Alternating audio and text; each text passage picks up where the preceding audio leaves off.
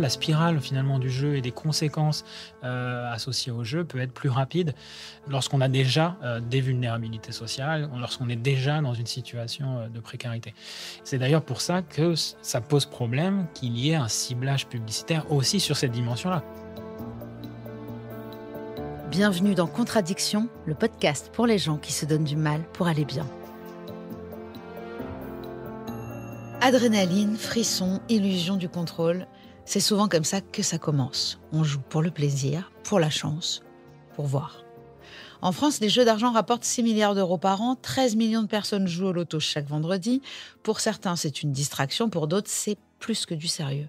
On mise d'abord pour s'amuser, puis pour se refaire, et finalement pour survivre. 0,6% de la population développe une addiction sévère, un chiffre qui paraît dérisoire, mais derrière lui, des visages, des jeunes, des précaires, des invisibles. Derrière l'apparente légèreté du jeu se cache un marketing redoutable.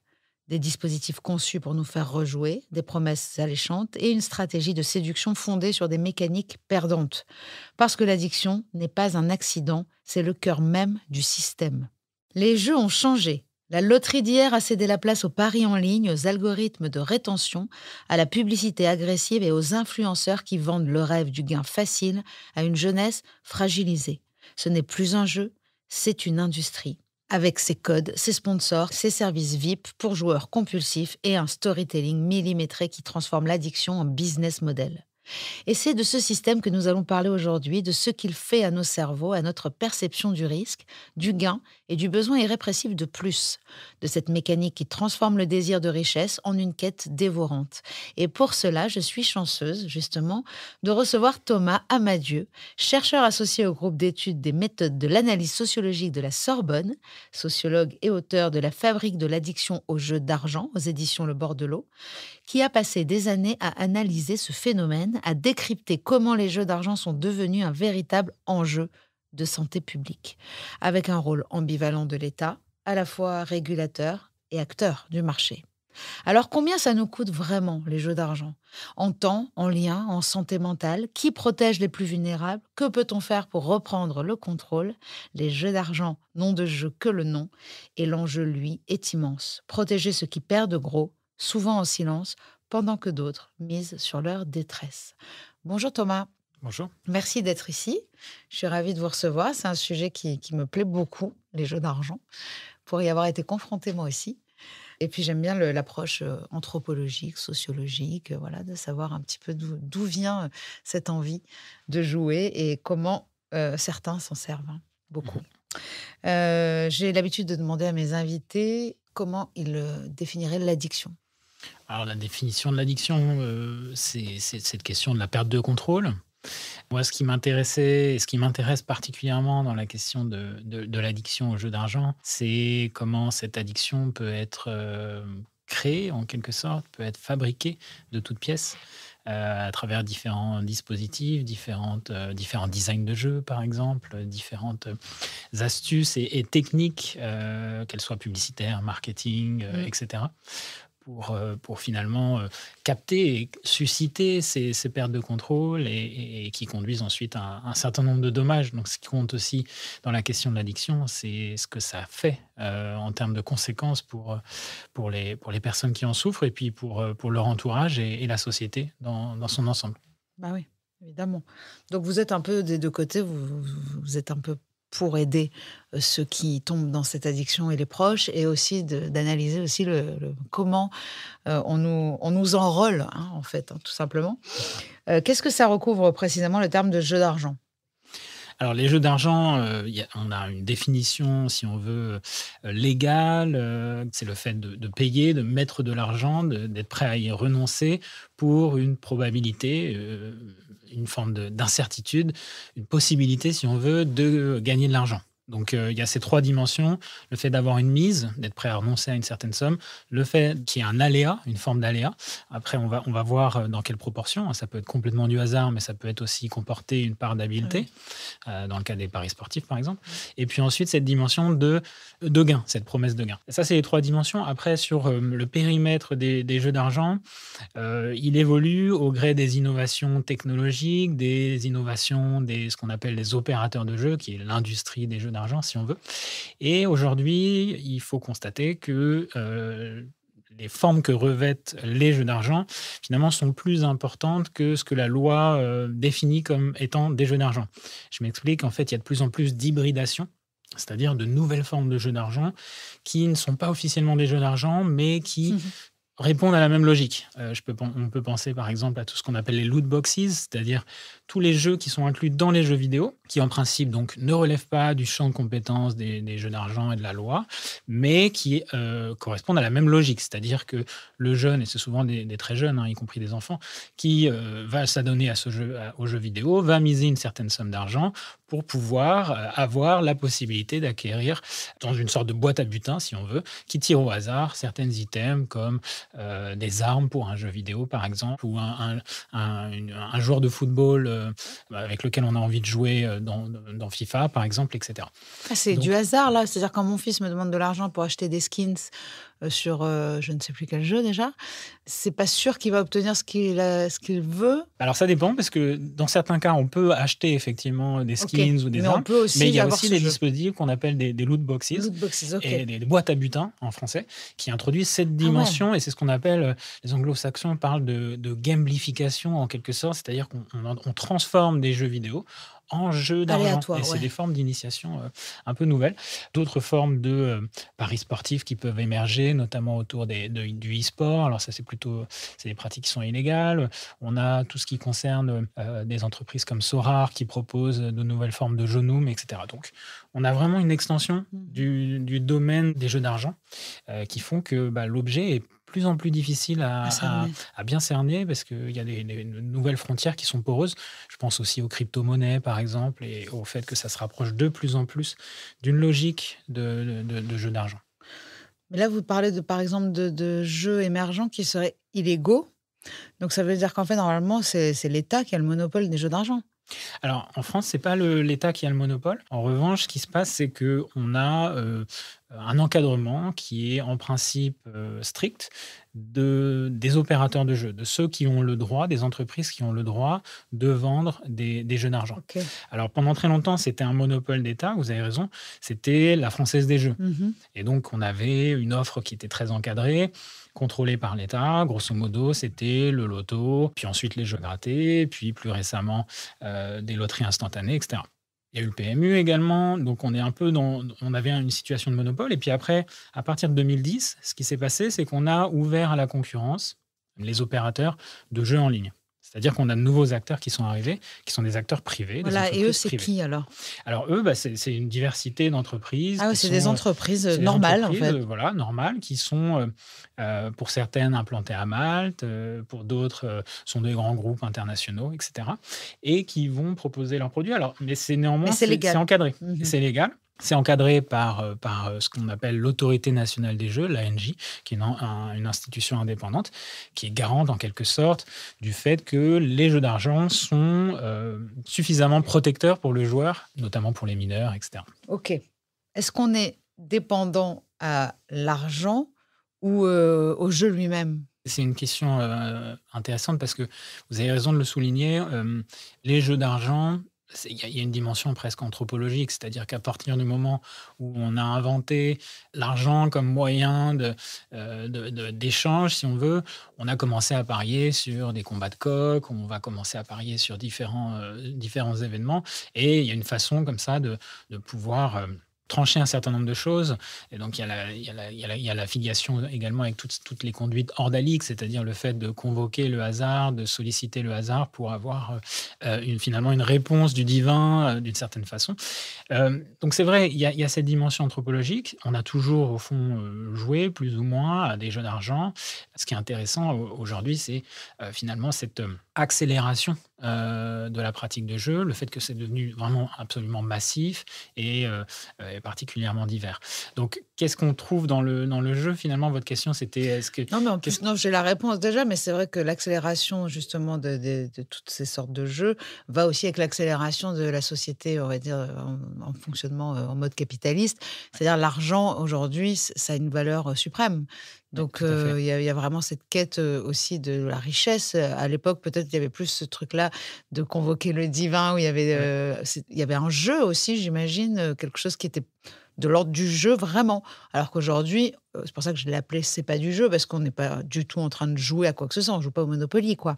Bah, c'est vrai que vous avez raison, il y a une sorte d'ambiguïté sémantique ou un glissement, hein. Quand on parle de jeu, on convoque, un imaginaire d'activités enfantines. Ouais. On pense à tout un tas d'activités qui, nous rendent heureux et nous permettent d'être un peu dans une parenthèse, par rapport au réel, d'être dans un univers clos, et au fond, plaisant. Ah oui. Et là où, ça change, finalement, on est les jeux d'argent, contemporains, dans beaucoup de cas, la dimension ludique est presque, inexistante, Ah oui. finalement. Est-ce que c'est une forme d'investissement? Donc là, on va penser, éventuellement à certaines formes de paris sportifs qui se rapprochent peut-être d'une logique d'investissement. Dans d'autres cas, on est presque dans une forme d'impôt, quoi, finalement, le fait de jouer, on peut prendre des abonnements, D'être prélevé d'être tous les prélevé mois à la Française automatiquement des jeux. pour, avoir une chance avec la FDJ, d'être tiré au loto et de gagner le gros lot. Alors oui, il y a une forme d'espace, peut-être, de moments où on rêve et on s'offre la possibilité d'imaginer ce qu'on ferait avec l'argent, mais on est quand même dans un rapport à l'argent qui, vous avez raison, s'éloigne de la logique du ludique. On est très loin d'une partie de cartes et cette dimension un peu conviviale du jeu Mmh. du jeu qui peut être aussi un jeu d'argent et c'est là, c'est L'ambiguïté. parce que le jeu d'argent intéresse une partie et même si bon, pour certains jeux et cette implication de l'argent rend le jeu intéressant, le rend plus ludique, mais dans les jeux d'argent contemporains, on s'est très fortement éloigné de cette logique et vous avez raison de souligner l'accélération, le fait qu'il y a cette logique cette forme de matérialisme, aussi, ça Rentabilité. rend cette logique de rentabilité et le fait qu'il y a une rencontre entre une offre de jeu qui s'accélère, des opérateurs de jeu qui sont dans cette logique de profit et aussi une forme de demande, même si, à mon sens, ce qui est le moteur principal, c'est la C'est l'offre. libéralisation, l'ouverture de l'offre, mais elle rencontre néanmoins une demande et il faut bien constater qu'il y a une évolution aussi de nos sociétés vers, cette recherche d'enrichissement rapide, d'argent peut-être un peu plus facile, on a besoin, enfin en tout cas perçu comme facile, cette recherche aussi de pouvoir, accéder à, tout un tas de biens de consommation qui peuvent être statutaires, mais dont on sait que c'est une source de plaisir et cetera et chez les jeunes, ça rencontre un écho très fort. Par exemple, la question des paris sportifs, le fait qu'on puisse, à travers le pari, se donner la possibilité peut-être d'avoir une rentrée d'argent à un moment donné, à Puis de court terme, gagner en fait aussi, de gagner, d'avoir une c'est ça, victoire aussi. d'avoir une victoire et la victoire en soi est aussi une façon Ouais. de prouver aux autres qu'on a une valeur.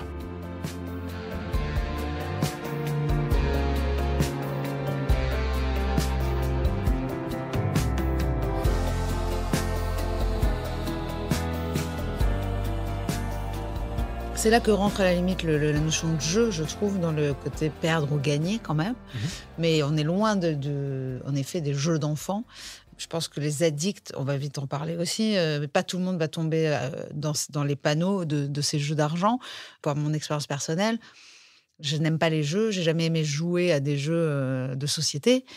J'ai aimé le poker, j'ai aimé la roulette, parce que, en fait, c'est pas l'argent que j'aime du tout. C'est ce système de récompense aléatoire dont on va parler qui est: est-ce qu'on va gagner? Est-ce qu'on va perdre? Il y a toujours une excitation, sûrement, de la sécrétion de dopamine, d'adrénaline, de Mmh. tous les neurotransmetteurs dont on parle souvent. C'est vraiment ça qui est en jeu ici. C'est ni en vrai, c'est ni l'argent ni le jeu, c'est le mécanisme. Oui, vous avez raison, qu'est-ce qui se passe? Mais alors, ce que vous décrivez, cette adrénaline, ce circuit de la récompense qui est activé et là les neurologues en parleraient mieux que moi, vous avez sans doute eu l'occasion d'en interroger dans votre podcast. En fait, ces mécanismes cérébraux, cette activation des circuits de la récompense, ce qui est intéressant dans les addictions comportementales et en particulier dans les jeux d'argent, c'est que justement, c'est cette interaction avec des significations sociales, l'argent, ce que ça signifie pour nous, et également ce que le hasard signifie pour nous et ces récompenses aléatoires, au fond. Mais il faut qu'à un moment donné, on attribue une certaine signification à l'argent, mais elle est globalement, elle tend à être au fond un peu universelle, puisque l'argent est devenu une sorte d'universel de toute chose. Et le fait qu'il soit, qu'on accorde une certaine importance à cet argent, à des significations, eh bien, c'est ce qui fait que c'est une source de récompense très très forte lorsqu'elle est redistribuée de façon aléatoire, avec cette possibilité, ce vertige de la perte, et cette possibilité de se refaire, de revenir à un moment donné, de compenser ses pertes. Et donc, L'illusion de aura contrôle l'occasion. aussi, qui est très importante. L'illusion de contrôle, tout à fait. Moi, j'avais l'impression d'avoir une tactique qui était la bonne et je continue de le croire. Si je vais jouer tel numéro, les voisins, si le croupier est comme si, s'il est arrivé habillé en vert, il y a la superstition, il y a tout qui rentre en jeu et on a l'impression... mais c'est aussi encore comme dans les produits une quête d'infini et de plus grand que nous. C'est-à-dire on a besoin d'être surpuissant. Et je pense que c'est vraiment le jeu. C'est hyper intéressant d'avoir un sociologue parce que pour moi, c'est une addiction toute particulière. Elle est liée justement à la notion qu'on a de l'argent ou la notion qu'on a du jeu, la notion qu'on a de la réussite. J'aimerais juste parler de la récompense aléatoire. C'est vraiment, on l'avait vu avec un neurologue justement qui est, par exemple, avec des souris. Je ne sais pas si vous connaissez cette expérience, j'imagine. Oui, oui, tout à fait. Donc, Voilà, on met une souris, on lui donne à manger, elle appuie, elle a à manger, donc elle va se nourrir tout à fait normalement. Elle va aller appuyer que quand elle a faim. À partir du moment où on lui met une pédale pour appuyer et que parfois ça tombe pas, parfois il tombe beaucoup, parfois il tombe rien du tout, il va se passer un phénomène extraordinaire qui est celui que déjà d'une, elle va pas arrêter d'appuyer. Mais en plus, les conséquences sont désastreuses parce que elle va faire du gâchis, il va y avoir beaucoup trop. C'est exactement emblématique de notre société. Oui, tout à fait. Il y a cette dimension effectivement de conditionnement opérant et qui est d'autant plus, qui fonctionne d'autant mieux qu'il y a cette dimension d'aléa et qu'à un moment donné, on va être déçu. Il faut qu'on soit déçu un certain nombre de fois et puis ensuite avoir une récompense positive. Ça évoque tout à fait finalement ce qu'on voit à travers les écrans, le développement du doom scrolling, vous Bien savez, sûr. Pareil, ils nous donnent ces applications des choses bien, des choses moins bien. tout à fait, et qui sont d'ailleurs inspirées directement et de façon complètement reconnus par les anciens de Meta, anciennement Facebook, etc., qui ont admis que l'inspiration venait des machines à sous de Las Vegas et notamment du mécanisme qui est celui de récompense aléatoire. Hein. Donc, c'est les mêmes mécanismes, effectivement, qu'on retrouve dans ces applications numériques. Donc, oui, ça active des choses, vous avez raison, d'un point de vue... au niveau de nos neurones. Et il y a cette science, au fond, de captologie, hein, cette captologie, cette capacité à capter notre attention à travers ces récompenses aléatoires qui est absolument fascinante et qui a été, au fond... Il y a une sorte de sagesse des opérateurs de jeux, des casinos, finalement, qui connaissaient déjà ces mécanismes avant même les expériences, finalement, de Skinner, etc. Ils avaient déjà une connaissance un peu intuitive de ces choses-là, de qu'est-ce qui fait que le joueur va continuer à revenir au jeu, etc. Mais ce qui s'est passé, c'est aussi que ces travaux de la science et de la neurologie, mais d'autres sciences, en psychologie cognitive, par exemple, ont aussi été repris par ces opérateurs de jeux, par cette industrie, et ça leur a permis aussi de développer une approche scientifique de l'exploitation de nos biais cognitifs, finalement, et de notre façon de raisonner face au hasard. Vous avez évoqué tout à l'heure l'illusion de contrôle, c'est absolument crucial dans tous les jeux d'argent, d'ailleurs. C'est cette question de à quel moment on résiste au hasard. Et le hasard, l'esprit humain, est très, très mauvais pour l'interpréter. Ne serait-ce que sur les probabilités de gagner à l'euro-million sont d'une chance sur 139 millions. Est-ce qu'il est possible pour notre cerveau de concevoir une chance sur 139 millions? C'est absolument impossible. Et on regarde les résultats comme si c'était possible que ça soit nous. Hein. C'est ça. Et naturellement, notre cerveau va nous dire il y a des gens qui gagnent. Et d'ailleurs, j'ai vu dans la presse locale le témoignage de quelqu'un qui avait gagné. Je suis allé dans mon point de vente. C'est pour ça que dans les points de vente, vous allez au PMU, mettre toujours ici. Voilà, ici, quelqu'un avait gagné. Vous allez avoir le service des grands gagnants, de la FDJ, qui permet de faire un petit peu de communication autour de ça. Et donc, vous parlez très bien des publicités aussi. Comment elles mettent en avant ce côté-là de ce que je pourrais faire avec cet argent, que C'est ça. Il y avait une des dernières publicités de cette jeune fille qui pense à dit: «Je vais donner cet argent à papy qui en a besoin» et puis il y a Ouais, aussi machin qui complètement. et ils viennent toucher quoi en nous? Bah, ça touche une fibre, en plus dans ces publicités de la FDJ, elles sont extrêmement bien faites, hein. C'est des agences de communication qui sont excellentes, hein, et qui à chaque fois, visent juste là, c'est dans la publicité que vous décrivez, on voit cette jeune femme qui est, auquel on pourrait s'identifier. Finalement, elle parle du grand-père, qui a travaillé toute sa vie, qui aurait bien envie d'un peu de confort pour ses derniers jours, enfin ses vieux jours, et cetera. Et donc ça fait écho finalement à on peut se représenter, on s'identifie et puis, finalement, en fait, on a des rêves un peu stéréotypés, quoi. Et donc, la publicité va reprendre ces rêves parce qu'ils ont bien identifié que, au fond, que font les gagnants du loto? Il y a eu des enquêtes là-dessus. Que font les gagnants du loto? Bah, finalement, c'est toujours un petit peu la même chose, hein. Ça va être souvent, on rêve de s'acheter une maison parce que, en France, c'est pas toujours évident de s'acheter une maison. On veut une piscine dans sa maison, faire des voyages, une belle voiture et puis, avoir du temps pour soi et offrir à ses proches. C'est toujours un peu les mêmes choses que la publicité finalement va véhiculer. Et on revient à cette illusion de contrôle, notre cerveau finalement. Pouvoir contrôler la vie, en fait. Ouais, c'est ça. Alors, il y a la question du contrôle, l'envie de regagner un contrôle sur son existence et qui est très très fort. Pouvoir changer même l'existence de son grand-père, de sa mère, de pouvoir être le sauveur. Exactement. Ouais, tout Mais à ce qui est fait. fou, c'est que ce soit les jeunes et les gens en situation les plus précaires qui finalement sont les cibles. Donc déjà, ils sont ciblés et en plus, c'est eux qui tombent dans le piège le plus souvent. Ouais, alors ça, c'est le grand cynisme de ce marché, finalement, des opérateurs de jeux et qu'on a vu se développer au cours des dernières années. C'est leur très forte dépendance, en fait, en termes de chiffre d'affaires. L'industrie des jeux repose de façon disproportionnée sur les joueurs qui perdent le contrôle. On sait par exemple que les opérateurs de jeux de paris sportifs réalisent plus de 60% de leur chiffre d'affaires sur les joueurs problématiques. Pourquoi? Parce que c'est ceux qui dépensent le plus. Et donc, il y a une incitation, au fond, dans une logique finalement complètement compréhensible, à se dire bah, on va essayer de cibler des jeunes qui peuvent être, d'une part, convaincus par notre proposition, qui est de gagner de l'argent rapidement, qui vont être socialisés précocement, commencer assez tôt, et puis ensuite vont éventuellement perdre le contrôle et pouvoir dépenser un maximum.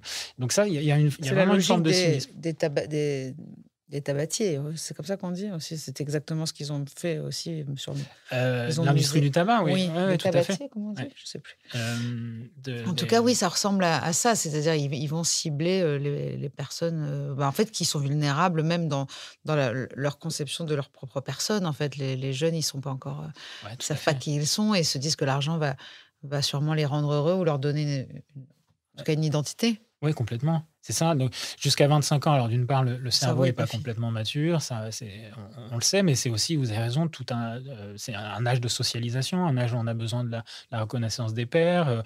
Et comment acquérir la reconnaissance des pairs? C'est aussi à travers la façon dont on a le téléphone dernier cri, Bah oui. la vêture, comment on s'habille, etc. Et bah, pour tout ça, il faut de l'argent. Et donc, si on est dans une situation bah, financièrement qui est pas géniale, si nos parents sont dans le besoin, et etc., ben, les jeux d'argent semblent offrir une opportunité. Et donc, ce ciblage, ben, en fait, il est volontaire de la part de l'industrie des jeux d'argent, un ciblage des plus vulnérables, notamment les jeunes, mais parfois aussi les enfants Waouh. de façon plus problématique. Et là, très clairement, c'est interdit par la loi. On aura l'occasion peut-être d'en reparler, mais Mais en la fait, loi fixe des règles oui, on avait sur. aussi ces trucs-là. Enfin, je sais pas des jeux d'argent, je sais pas si c'est considéré comme ça, mais d'aller dire à des enfants à la télé, envoie 12 13 13 pour savoir si ton amour, s'il est amoureux de toi. C'est quoi ça? Ouais, alors c'est des objets un petit peu frontières. Et c'est vrai que on peut être un peu surpris que ce soit autorisé, hein. Bah oui, parce On qu'on continue à on pouvoir joue, jouer sur son téléphone. Alors, comme c'est un numéro, on un joue sur appel la candeur d'un surtaxé, enfant quand même. mais oui, tout à fait, on joue sur la candeur d'un enfant. Alors, Et de quoi vous parlez, vous, comme jeux qui sont ciblés pour les enfants alors? bah, par exemple, tout ce qui va être les jeux à gratter, on sait que c'est souvent la porte d'entrée dans les jeux d'argent. D'ailleurs, souvent parce que les parents n'ont pas toujours conscience que ça peut être un problème, justement parce que les designs de jeux, Mmh. des jeux à gratter, c'est souvent, ça convoque l'univers des enfants. Donc, on va reprendre reprendre, ça va s'appeler La chasse au trésor, Le morpion, ça va s'appeler, Dédé, C'est et vrai cetera. ça. Enfin, on va reprendre un univers enfantin, des petits personnages des animaux anthropomorphisés, et puis ensuite on va faire tout un marketing, un packaging, par exemple cadeau de Noël, ou pour l'anniversaire. Donc voilà, on se dit, bah, au fond, si c'est la FDJ, en plus il y a une confusion parce que FDJ parfois est perçu comme étant l'État français, donc on a l'impression que c'est Ah plus oui. anodin, moins dangereux, et donc on se dit, bah, on va l'offrir à Noël. Donc ça fait partie d'une forme de ciblage, des enfants, et en principe, c'est pas C'est possible pas puisque le vrai. jeu des mineurs, la loi française est censée protéger les mineurs des jeux d'argent, parce qu'on sait que c'est une population qui est plus vulnérable et qui n'a pas forcément la capacité ensuite de contrôler sa pratique. Mmh. Mais les plus vulnérables sont aussi, ceux qui sont déjà au chômage, clairement, parce que d'abord ils ont malheureusement ce temps-là, et puis il faut bien l'occuper et puis en se disant que peut-être qu'en plus, on va peut-être, gagner le gros lot et on voit clairement dans les tabacs, dans les PMU, beaucoup de gens passer la journée avec le petit ballon de rouge et les jeux à gratter, puis surtout les trucs là qui passent toutes les 3 minutes, l'espèce de loto là, à l'intérieur du L'Amigo, PMU. Ouais, ouais, tout à fait, qui est une forme de machine à sous, hein, on même ouais, si, ouais, complètement. ça Alors s'appelait moi, Rapido avant, le ouais, rapide, ouais, c'est ça, voilà. on a ralenti, enfin en Mais ça, principe, il y a moins de tirages non, désormais. mais c'est complètement fou déjà de voir ces gens-là passer la journée, parce que moi je le vois en bas de chez moi, c'est les mêmes. Donc ce sont ces gens-là les plus, démunis, hein, qui vont avoir l'espoir de gagner. Oui, et c'est vrai qu'il y a cette question aussi du milieu social d'origine, des circonstances, financières et de vie qui jouent un rôle très important, et on sait qu'il y a une vulnérabilité plus grande à ce moment-là. Donc, alors, en fait, quand on regarde, il y a globalement du jeu d'argent, dans toutes les classes sociales. C'est Mmh. pas quelque chose qui est uniquement, ça concerne pas uniquement une certaine classe sociale. En revanche, c'est vrai on va observer que plus on est dans une situation de précarité, plus on va avoir un parcours de vie qui peut être compliqué à un moment donné, et cetera, plus on risque de se retrouver dans une situation de perte de contrôle, et ça, c'est vrai que ça joue un rôle aussi dans la perte de contrôle, et ça va être un accélérateur. Donc on n'est pas tous égaux face à la question Voilà. de l'addiction au jeu d'argent, parce que être dans une situation financière compliquée, bah, ça peut conduire plus rapidement à faire des dettes, par exemple, à éprouver ensuite un stress lié à ces dettes, qui va ensuite avoir des conséquences, par exemple, sur notre vie conjugale, peut conduire à des divorces, par exemple, et ce Beaucoup de divorce suicides, peut hein. lui-même, des tentatives de suicide même, et donc la spirale finalement du jeu et des conséquences, associées au jeu peut être plus rapide lorsqu'on a déjà, des vulnérabilités sociales, lorsqu'on est déjà dans une situation, de précarité. C'est d'ailleurs pour ça que ça pose problème qu'il y ait un ciblage publicitaire aussi sur cette dimension-là. Parce que quand on regarde les publicités pour les opérateurs de jeux, souvent on cible non seulement les jeunes, mais on cible aussi les jeunes des quartiers populaires notamment. Avec l'univers qui va être convoqué, c'est celui par exemple de l'univers de la banlieue, et cetera, de gagner le respect de ses pairs, un statut social, à travers, les paris sportifs, le fait qu'on met en avant, l'ascenseur social à travers le jeu, et cetera. En principe, encore une fois, c'est interdit par la loi française qui a défini les, messages qui sont interdits et ceux qui sont autorisés si on veut. Mais il y a beaucoup de contournements, et la loi n'est globalement pas très bien respectée. Déjà, mais puis aussi l'État est acteur de ça et en fait, si on réfléchit 2 secondes, il n'y a pas un truc qui est bon dans les jeux d'argent en soi, à part pour le 1 sur 1 milliard qui va gagner le loto et encore, on a fait des études, sur ces gens-là, ils étaient peut-être pas plus heureux après et au contraire, il s'est passé souvent des choses, des drames, dans leur vie. Souvent, ça a pas changé leur vie en mieux. Donc je veux dire que ça soit justement une initiative de l'État, c'est quand même, bon, de toute façon, on va pas revenir là-dessus. Les conséquences psychiques, comme vous en parlez, elles sont énormes. Elles mènent jusqu'au suicide, mais aussi, on voit aussi des comorbidités avec les addictions, tout court, quoi, hein. Beaucoup de joueurs déjà, fument 3 paquets par jour pendant qu'ils jouent au poker, par exemple. L'alcool et puis évidemment, s'il y a des pressions derrière et tout ça, enfin, c'est une spirale sans fin qui mène vraiment à la mort. Mmh. On voit beaucoup Ouais, tout à fait. d'addicts aux jeux qui Il y a sont il y addicts a aux produits. il y a vraiment une polyconsommation ou des comorbidités qui sont très, très fortes, hein. Quand on regarde les personnes qui sont vraiment en perte de contrôle, les joueurs, ce qu'on appelle les joueurs à risque excessif, donc vraiment ceux que vous mentionniez, hein, c'est ce petit pourcentage, un peu moins d'1 % de la population qui, en fait, représente quand même, près d'1 million de personnes, hein. C'est quand même pas Waouh! négligeable, Oui, mais chez ces joueurs, finalement, bah, oui, il y a une polyconsommation, il y a l'usage de différentes substances, l'alcool notamment qui peut participer aux sessions de jeu, le tabac également. D'ailleurs, au moment où l'interdiction de la loi Evin et au moment où on interdit la publicité. cigarette dans les lieux publics, les casinos se sont beaucoup plaints parce qu'elles sentaient ça a eu un impact directement sur le chiffre d'affaires parce que le joueur qui est devant sa machine à sous, ça va l'obliger à un moment donné, s'il a vraiment envie de fumer, de sortir, prendre une pause, fumer et peut-être, regagner un petit peu de rationalité froide et se dire que c'est peut-être le moment de rentrer.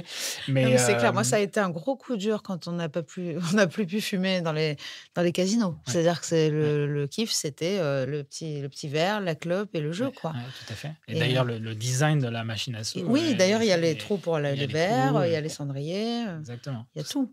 C'est Tout est ça, là. complètement. Tout est étudié pour renforcer, prolonger au maximum le temps sur la machine pour qu'on joue jusqu'à extinction. Ils appellent ça, jouer Jusqu'à jusqu'à extinction. extinction. C'est-à-dire qu'on n'a plus rien. En fait, c'est fini. Puis on est capable de Hem, tout quand on n'a plus rien aussi, parce que comme on n'a plus rien, il y a aussi ça, c'est le fameux foutu pour foutu des addicts, hein. Quand ils sont au bout du bout, ils continuent. Parce que de toute façon, on n'a plus rien. Et sauf que là, il y a l'espoir du gain. Parce qu'à la limite, quand tu n'as plus rien et que tu es avec ta bouteille, tu sais très bien que la bouteille, elle va rien te rapporter, mais tu y vas quand même. mmh, Mais là, il y a quand même un truc de se dire, de toute façon, je souffre trop. Il y a un truc bien qui peut arriver quand même, quoi. Donc ce truc de vouloir se refaire, c'est avec ça que je joue tous les jeux, quoi, hein. ouais, tout à fait. Et d'ailleurs, On joue avec le tout désespoir, en joueur fait. a le souvenir d'un gros gain et ça Oui, joue s'il y a un pas eu rôle de très gain, il y a important. pas d'addiction, en fait, j'ai l'impression, moi, hein. Bah, c'est souvent apparemment quand même un Un élément facteur. crucial, quoi, un facteur crucial, c'est le big win, enfin, c'est ce que dit toute la littérature, Ouais, sur la question, hein. C'est ce qui structure ensuite ce système de croyance qui fait que, bah, exactement. on se rattache à on se raccroche à cette perspective-là et qui pourrait résoudre tous les problèmes. Même si on a toujours c'est un peu une sorte de demi-croyance, quoi. On se dit, bon, malgré tout, on sait que ça n'arrivera pas, enfin, il y a quand même, une forme de lucidité, mais on y retombe.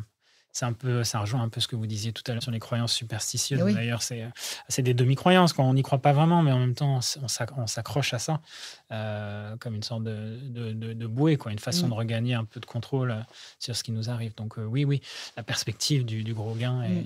est essentielle. Mais il y a ce petit côté-là aussi proche de la drogue qui est la première fois. Alors, la première fois chez le joueur, c'est le premier gain, on va dire, mais chez le cocaïnomane, c'est la première trace, celle-là, elle va toute sa vie, la personne va la rechercher en pensant qu'elle peut revivre ce truc-là. On est en quête, voilà, c'est une quête insatiable. Le jeu, Ouais. en plus, entraîne beaucoup les familles avec, hein, parce que moi, j'habitais sur la Côte d'Azur à Nice. C'est pour ça aussi que j'étais au casino, parce que à 18 ans, la première sortie dans ces genres de villes, c'est le casino. Mais Mmh. c'est normal et les parents le savent, on va au casino.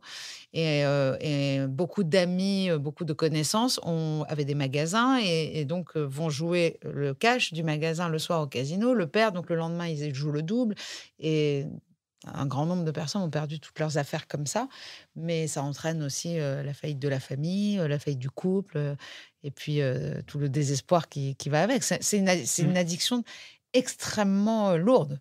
Ouais, qui est extrêmement lourde et extrêmement coûteuse. Vous avez raison de le souligner, pour l'entourage, en fait. On emporte avec soi, ceux qui sont autour de nous et c'est vraiment la difficulté, quoi, parce que ces conséquences financières, peut-être les mensonges aussi qui se multiplient, ça fait Voilà. partie des critères aussi. Le fait de mentir à son entourage, de masquer, les pertes et puis cet argent qui part dans le jeu, il part pas sur autre chose, quoi, Mmh. c'est une perte de chance pour les enfants, par exemple, ce qui n'est pas dépensé pour ses enfants, et donc, bah, c'est naturellement au moment où c'est découvert, par, l'entourage, parce que souvent ça met du temps, le joueur va avoir tendance à cacher ses pertes de jeu Ouais, et ouais. son addiction. Jusqu'aux huissiers, en général, Voilà, ils y arrivent. et le moment où ça sort, en fait, le moment où c'est découvert, bah, c'est le moment aussi où tout s'effondre, quoi. Et qu'est-ce qu'on fait à ce moment-là? Vous avez étudié ça aussi, la façon de s'en sortir? En fait, à ce moment-là, quelles sont les solutions pour des gens qui, d'un coup, admettent qu'ils ont un problème avec le jeu, qui ont tout perdu, qui n'ont plus d'espoir. Avant de parler déjà de ce qu'on peut faire aussi par rapport aux publicités, à la société, comment évoluer. Mais déjà, qu'est-ce que fait un joueur addict? Moi, je propose déjà, j'en parle souvent, mais il y a les débiteurs anonymes et les gamblers anonymes Mmh. aussi. Ouais, Donc, c'est le même programme que les Alcooliques Anonymes, ça ouais. fonctionne bien. Ouais, ouais, non, mais c'est des choses qui fonctionnent très bien. Après, il y a aussi, ça se développe, progressivement en France, mais on peut aussi se faire aider dans des structures de soins. On peut aller dans des XAPA, il y a des consultations, jeunes consommateurs. Il y a aussi maintenant des hôpitaux qui se spécialisent avec des services qui se spécialisent dans le traitement de cette forme d'addiction. Donc ça existe mais c'est vrai que c'est encore, méconnu, assez peu connu par les joueurs eux-mêmes. C'est en développement, mais Mmh. on n'est pas encore au même niveau de prise en charge voilà, de prise en charge que dans d'autres formes Que des d'addiction. produits. Mais ce qui est intéressant aussi, c'est cette question de comment on sort, quelles sont les stratégies pour s'en sortir. Mmh.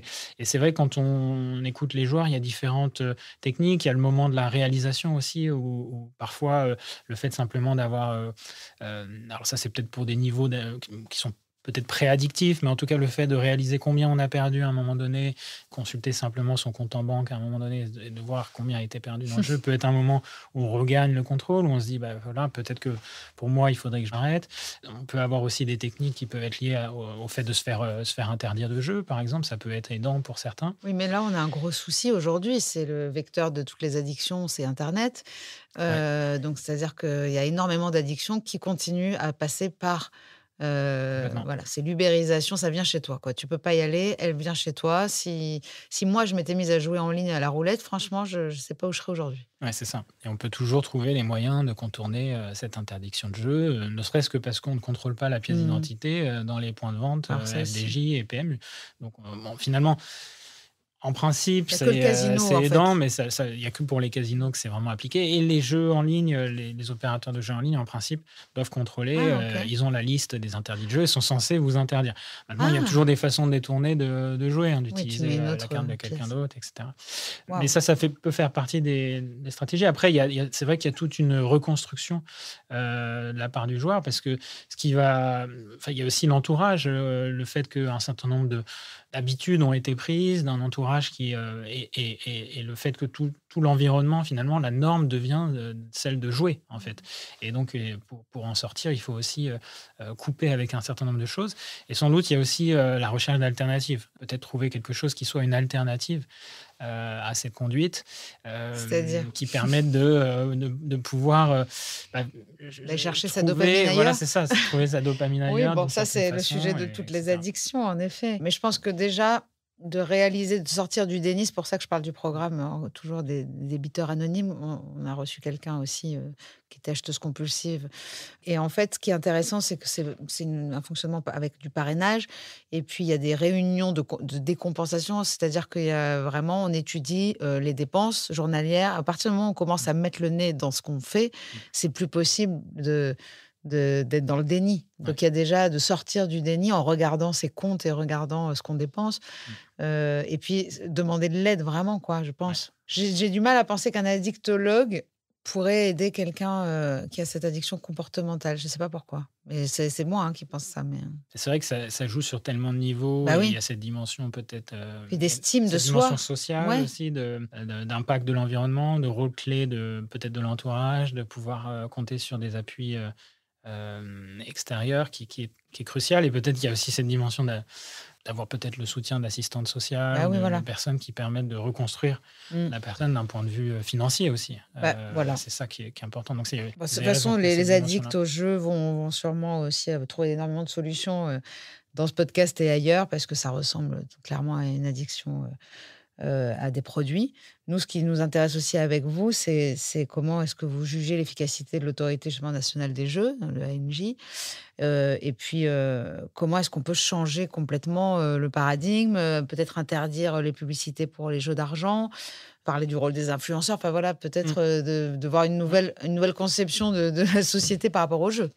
Ouais, tout à fait. En fait, il faut qu'on arrive à sortir d'un paradigme qui a été celui des 20 dernières années, qui est le paradigme qu'on appelle, c'est celui du jeu responsable.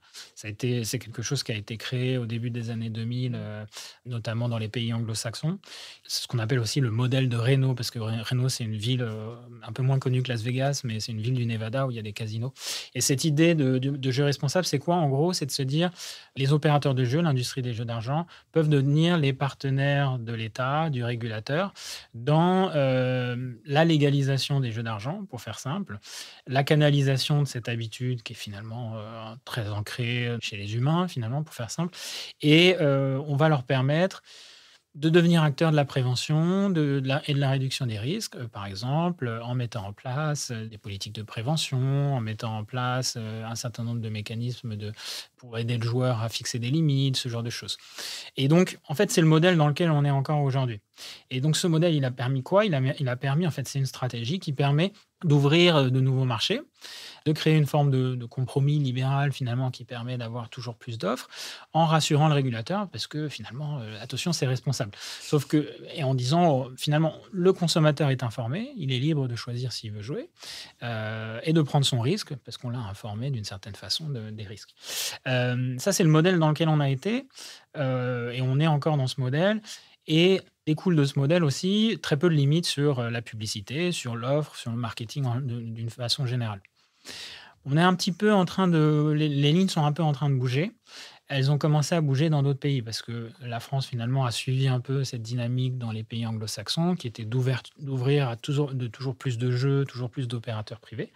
On est un peu en train de revenir en arrière, notamment parce que, par exemple, en Grande-Bretagne, ils ont commencé à se dire, finalement, la logique de santé publique fait qu'on devrait encadrer la publicité. Alors, en Grande-Bretagne, ils sont encore un peu prudents. Ils se disent, on va interdire la publicité pendant les matchs de football.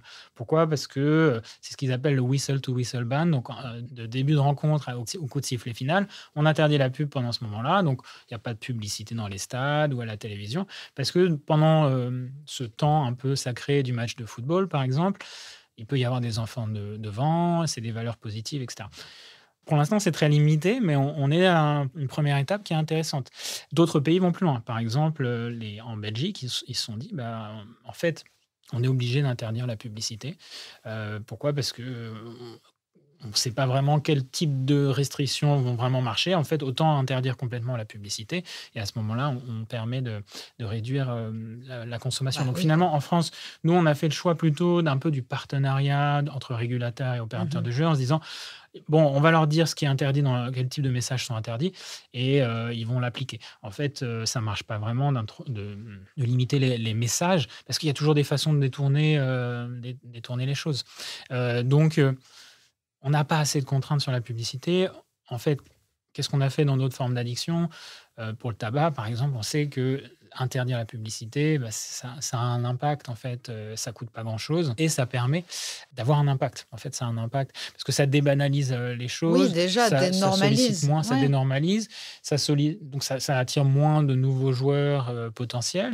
Et pour une personne qui est en perte de contrôle et qui cherche à regagner le contrôle, c'est beaucoup plus facile s'il n'est pas en permanence sollicité dès qu'il regarde un match de foot ou dès qu'il est dans l'espace public, dans le métro, ou qu'il est sollicité sur son téléphone portable à travers des notifications, ce genre de choses. En fait, on est tellement envahi, notre espace est tellement envahi de publicité que c'est très difficile finalement de pouvoir complètement regagner le contrôle et complètement arrêter, quoi.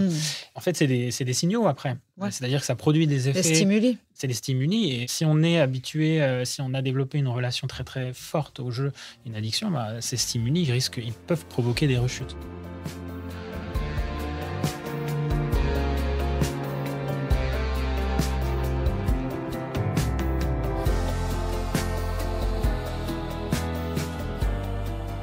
J'ai l'impression que ça ressemble un peu à ce qu'on pourrait vivre quand on a été cocaïnomane ou quoi que ce soit, d'avoir le dealer qui vous relance sans cesse. Ouais. T'as l'impression que ça va jamais s'arrêter, t'as tout oublié, t'es loin, t'es t'es sur une plage et d'un coup tu reçois un truc, au début ça te fait rien, tu l'effaces, mais en fait il y a quelque chose qui s'est passé dans ton inconscient, tu sais pas pourquoi, 2 heures après tu vas dire je me prendrais bien un petit verre quand même. Ouais. Et vraiment, la publicité fonctionne. Et donc, c'est-à-dire que c'est comme des dealers qui auraient sans cesse accès à nos portables, à nos ordis, à notre inconscient, en fait. Hein. Un envahissement comme Un ça de la sphère envahissement, ouais. privée à travers le téléphone, parce que Parce qu'ils gardent en les fait, on a données, et ils besoin du savent téléphone, on aussi. peut Oui, pas oui. vivre sans son smartphone, oui. Et ils ont les données, ils savent cibler ceux qui sont pas revenus depuis un certain temps. Voilà. La loi, en principe, il faut quand même rappeler que les opérateurs de jeux ont l'obligation dans la loi d'identifier les joueurs problématiques et de leur venir en aide, Ah. leur proposer des solutions, ce qui n'est absolument bon pas appliqué, hein, évidemment. Quelque chose qu'on peut ajouter, c'est en plus, ces sollicitations, généralement, vous proposent des paris gratuits, ou des codes boostés, ou différentes techniques qui jouent encore une fois sur la promesse d'argent garanti. En fait, on vous offre 100 € de free bet, par exemple. Hein, donc, c'est vraiment une dose qui est gratuite. C'est une Et dose donc, c'est gratuite. vraiment les mêmes C'est mécanismes ce qu'on que celui reçoit des en dealers. message. Ouais. On vous l'offre à l'entrée quand vous faites, Tu veux essayer, vous ouais, ouais. commencez. Et puis ensuite, si vous êtes parti, il y a des offres comme ça, vraiment très ciblées et promotionnelles. Donc, il y a effectivement toute une ingénierie qui est développée derrière, très fin, de marketing digital, vraiment destinée à agir sur des leviers et sur les personnes qui sont en perte de contrôle. Donc, tout ça, il faudrait l'encadrer. Donc, c'est vrai, quand on parle de l'interdiction de la publicité, c'est super intéressant, Oui, parce que mais c'est le plus Pas visible. que ça. Ouais. Et en fait, c'est pas que ça. Il faut s'intéresser au marketing dans son ensemble.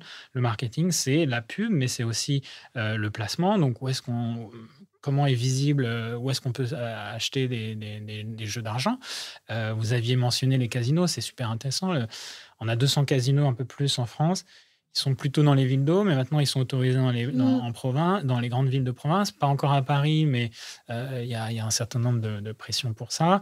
Il y a vraiment un fort lobbying pour autoriser les jeux de casino en ligne. Alors qu'on sait que c'est ce qu'il y a de plus dangereux, le plus addictif qui puisse Ça exister. existe, pas les Ils gens jouent en existent, ligne. mais en fait, c'est illégal. Il faut utiliser des Ah oui, VPN. Bon, c'est plus compliqué. C'est-à-dire Là, avec si on une les vraie légalise, roulette, c'est-à-dire par exemple, est-ce que ça voudrait dire que genre il y aurait une caméra sur le croupier, le vrai casino, et que tu peux jouer de chez toi comme si tu étais à la table? ouais, ça peut Ouais. être ça. Alors parfois, c'est des salles un Ça, petit c'est peu l'enfer. VIP, avec on a Ouais. une sorte de casino avec un croupier qui est filmé, mais ça peut être aussi simplement une machine à sous Ah. virtuelle, et puis Ça, on c'est appuie sur interdit. des boutons. Ça, c'est interdit pour Ok. l'instant, mais il y a un très fort lobbying pour l'autoriser. Si on augmente encore l'offre, on sait, ça a été fait en Espagne, on a des enquêtes là-dessus, qui va être attiré par ces jeux, c'est surtout les jeunes qui sont sur leurs écrans et d'un seul coup qui vont se dire le casino c'est cool, c'est très chouette, et puis on peut le faire, et il y aura plus de publicité, etc. Donc la régulation, c'est aussi comment quelque chose est disponible.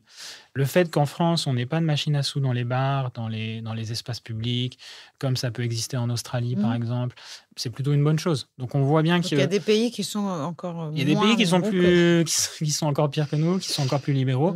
Et là, ils ont des problématiques, et on le mesure, les taux de prévalence de jeux problématiques sont extrêmement importants dans certaines provinces australiennes où tout est autorisé, etc. Parce qu'on sait que les machines à sous sont très addictives.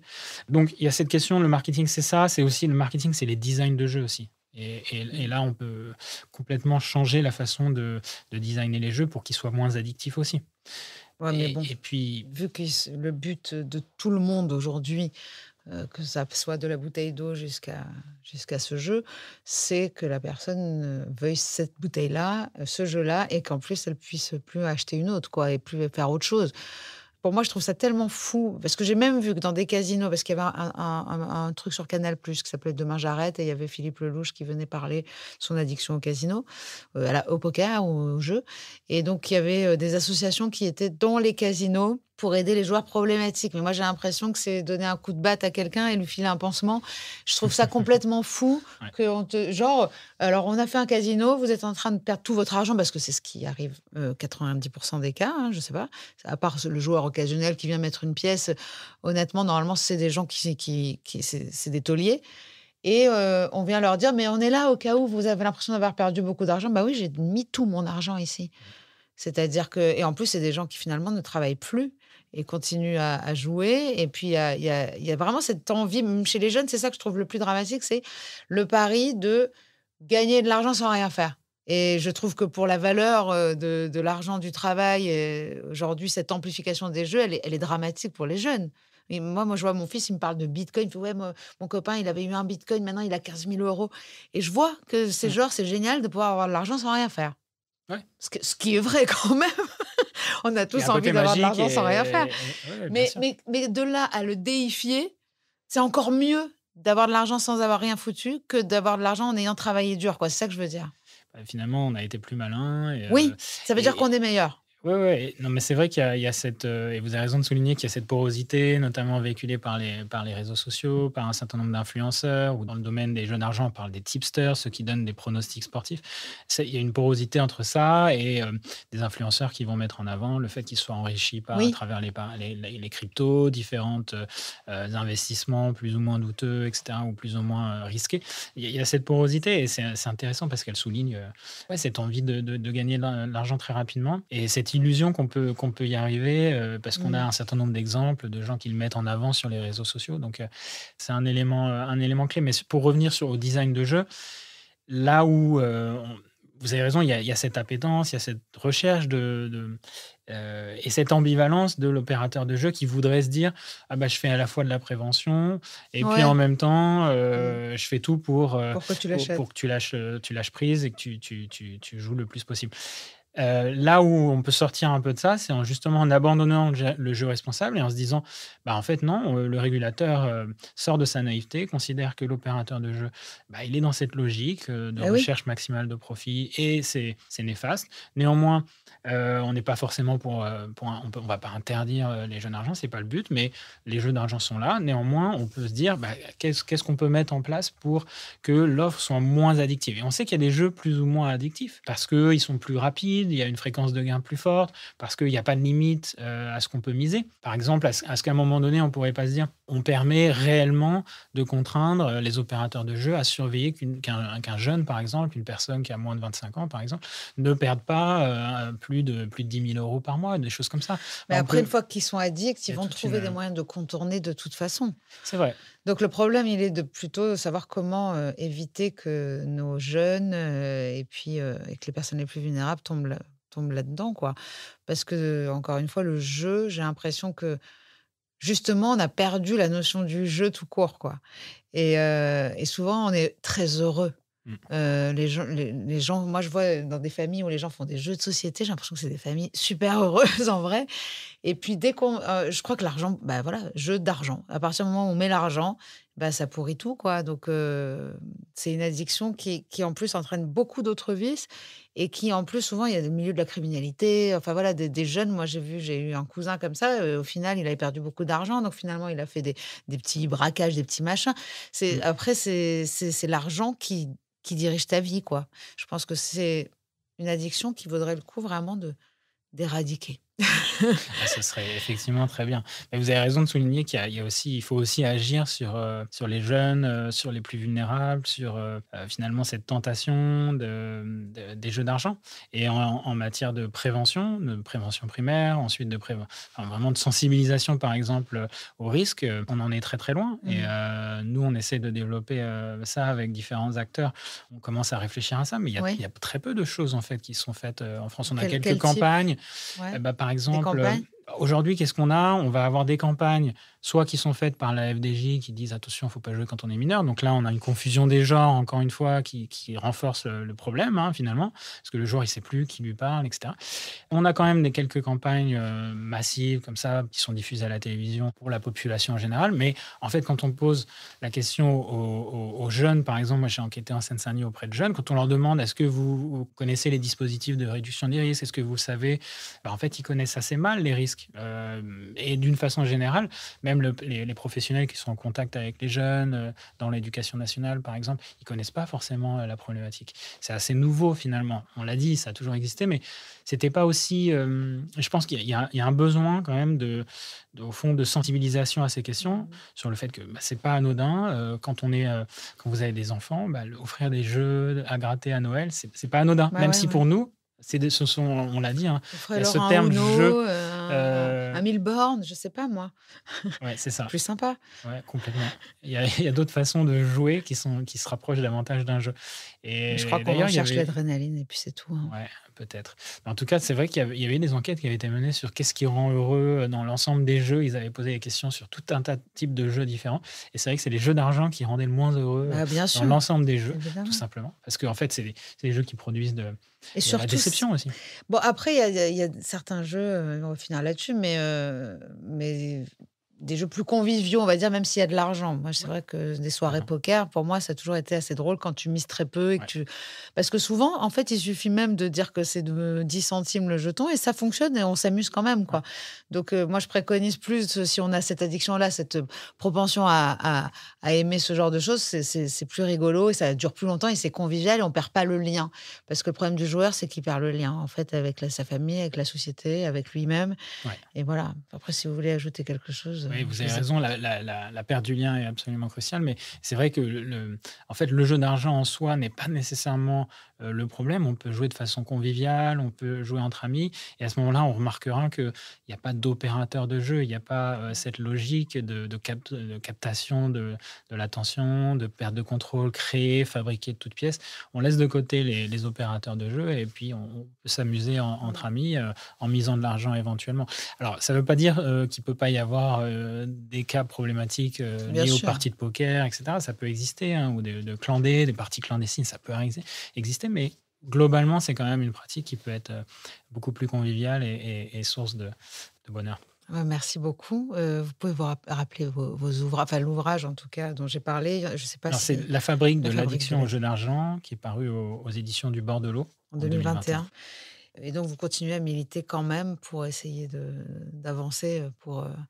Ouais, je pense que... Alors, je ne sais pas si je dirais militer, mais d'une certaine façon, je pense que c'est un peu l'objet du livre, c'est de susciter des débats et de faire avancer les choses. Donc, ouais, je pense que... Éveiller aux consciences. Ouais, je pense qu'il faut continuer à œuvrer dans ce sens-là, à faire prendre conscience du fait que ce n'est pas complètement une pratique anodine. C'est un fléau. C'est un fléau et qu'il faut qu'on puisse le considérer comme tel. Et donc complètement changer notre logiciel de pensée vis-à-vis de cette pratique. Tout à fait. Et il y a beaucoup de gens qui sont concernés en plus. Je vous remercie. Merci beaucoup pour votre temps. Merci à vous. Et à bientôt. Merci. Ce podcast est soutenu par la mission interministérielle de lutte contre les drogues et les conduites addictives. La MILDECA anime et coordonne les actions du gouvernement en matière de lutte contre les toxicomanies. Contradiction, ce n'est pas seulement un podcast. C'est aussi un livre qui s'en inspire, mais qui lui est surtout complémentaire. Alors vous y trouverez des réflexions autour de la dépendance, de ce que j'ai appris, des solutions que j'ai trouvées. Contradiction, le livre est disponible à peu près partout aux éditions Erol. Rendez-vous dans 15 jours sur toutes les plateformes d'écoute pour un nouvel épisode. Et en attendant, retrouvez-nous sur les réseaux sociaux de Rose et de Contradiction.